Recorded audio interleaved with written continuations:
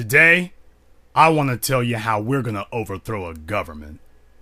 But before we do, I want you to understand who, how, and why. For the last 2 months, the world has been riveted to Ferguson, Missouri after the murder of unarmed black male Michael Brown by a cop named Darren Wilson. Ferguson is a small town that has a big white racism problem. The city of Ferguson has 21,000 residents. 67% of them are black. However, only 15% of its elected city government is black, and only 5% of its police department is black. So how did an overwhelmingly black city become an apartheid regime? First, let's look at the law. In Ferguson, the law says they hold elections only on the first Tuesday following the first Monday in the month of April, but only in odd-numbered years. No, I did not make up that Alice in Wonderland jumble of trick clauses. That is the law in Ferguson of when elections are held. So it should come as no surprise that voter turnout is low. But for the white minority, this is a good thing because it suppresses the black vote. Only 17% of white voters participated in the last elections in Ferguson. But that was enough since only 6% of black voters showed up. I wanted to know how these politicians in Ferguson got elected to office and who supported them. But we didn't go to Ferguson and take selfies of ourselves to post up on Instagram. We sent an operative to Ferguson to obtain the city council members' campaign finance records. You should know that the Ferguson City Council has 6 members. First, we take a look at Kim Tian. She's the only woman on the city council and a Republican. Her finance records show that she raised only $690. That's right. She used most of that at a printing company to have campaign signs made and for campaign ads in the local Ferguson newspaper. It doesn't sound like much, but that was enough money to get her elected to the Ferguson City Council. Most of you make more in a week than she spent on her entire campaign. That should tell you something. Next, we look at Dwayne James, the only black member of the city council. His finance records show that he raised $1,885, almost twice as much as Miss Tian. And, like Tian, he spent all his money on print advertising. No radio ads, no TV campaign, just printing up signs and postcards. And that was enough to get him on the city council. But if Dwayne James sounds like he has deep pockets, he's nothing compared to Mark Byrne. Mark Byrne's campaign records show that he raised $3,240. That would make him the big money politician in the town of Ferguson. But that's okay because his records also show that even though he raised $3,200, he only spent half of it. I guess this was overkill. I also find it interesting that his largest campaign contributor was a bail bondsman. They gave him 1/3 of his campaign budget. I guess they're hoping for big things in the jail business in Ferguson and that Mr. Byrne will be able to help. And judging by the antics of the Ferguson court system, it's clear that they're going to get their money's worth. More on that later. Lastly, we come to the mayor of Ferguson, Jay Knowles. He's an aspiring career politician. Like several of the white politicians in Ferguson, he claims to be an independent and not a Republican, but you wouldn't know it by the way he acts. Now, we were able to get a hold of his finance records too, but just like that catacomb maze of an election law, it was equally evasive to get Mr. Knowles' finance records, and he wanted it that way. In Missouri, the law states that all politicians who raise more than $500 must submit a campaign finance report to the State Ethics Commission so your finance records can be posted online for the public to see. But there's a loophole. If you're running for office in a town with less than 100,000 people, you are exempt from having to file with the state's Ethics Commission and would only be required to file at the county level. So even though the Ferguson City Council filed their forms online with the State Ethics Commission, Mayor Knowles refused to do that and instead filed as St. Louis County. But that's not all. There's another loophole at the county level. St. Louis County also makes records available online unless a candidate opts not to do so. And guess what Mayor Knowles did? He filed on paper, not electronically, even though it would have been easier to just file electronically.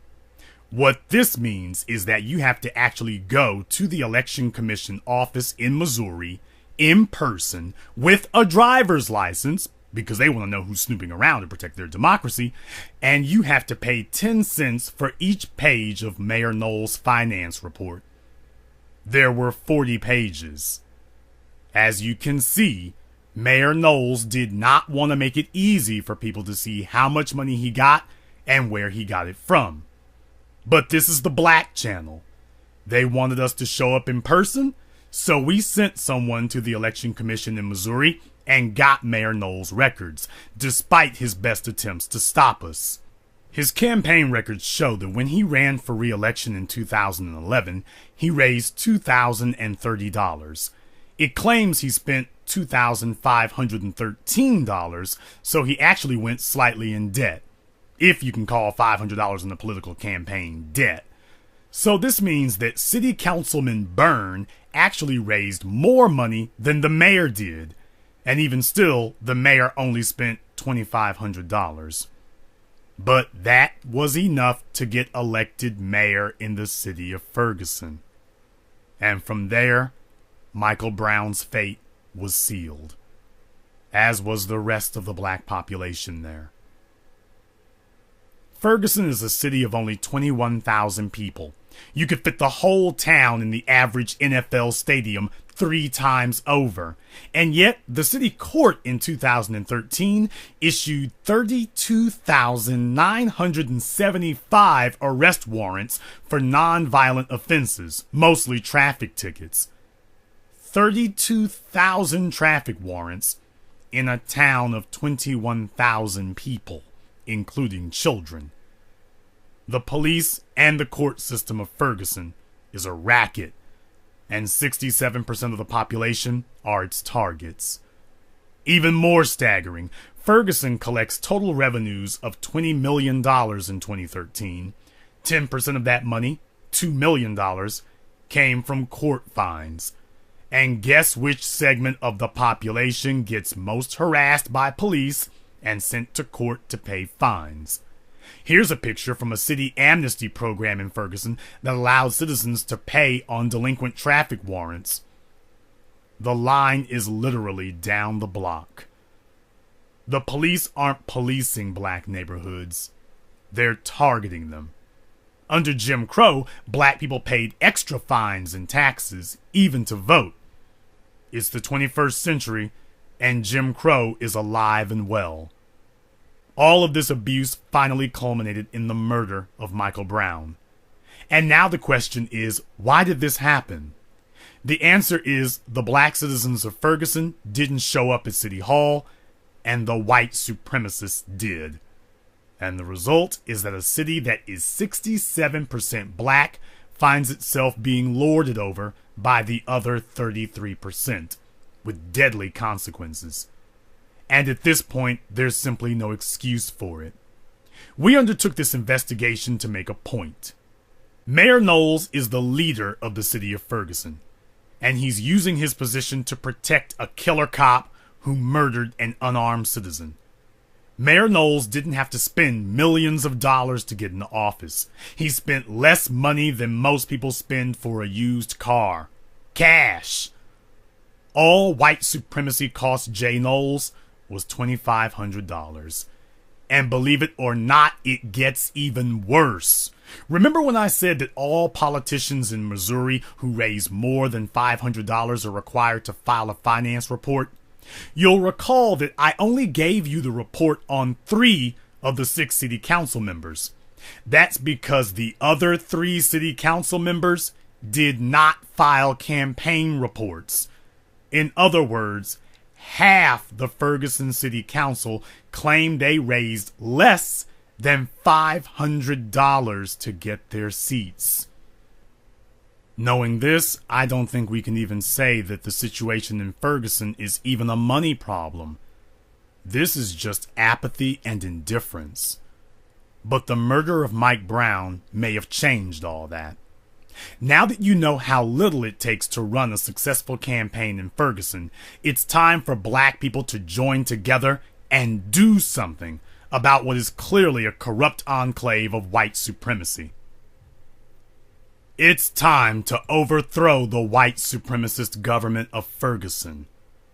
On TV, Feed the Children talks about how you can save a child overseas for less than the price of a cup of coffee. Well, in Ferguson, you can run for mayor or city council for less than the cost of a set of rims, and the life you save might be your own. This should be the last time we see a city council in Ferguson where a city that is only 1/3 white controls 90% of the city government, and a city that is 2/3 black has only 3 black people on the police force and only 1 black person in elected office. It doesn't take much. In the coming weeks, I want us to choose candidates and to hold a crowdfunding. If we can find serious candidates to run for office in Ferguson, let's give them the votes, but more importantly, let's give them the money in order to run a viable campaign. Even though we're 67% of the population in Ferguson, white supremacy has already reared its ugly head to support bigotry. White supremacists around the country thanked Darren Wilson for his act of murder by donating $400,000 to a defense fund for him, and is practically guaranteed that the keyboard Klansmen of America will be online for the next election in Ferguson to try to make sure that black oppression stays in place. But that's okay, because we don't need to spend more. We just need to spend enough. We just need the right people running and to get out the vote. And all the money on earth can't stop that from happening. We see black men being murdered by white supremacists every week in America. Marching and protesting are not working. It never has, and it never will. We need to come together, but not to pray or hold up signs at City Hall. We need to hold up dollars. And in a few months, the City Council of White Supremacy will look like a City Council of Black Empowerment. Then you'll see things begin to change. Now that you know the bad guys' financial resources, you're able to get up and do something about them. So come on, let's make Huey Newton and Malcolm X proud. And let's go overthrow a government.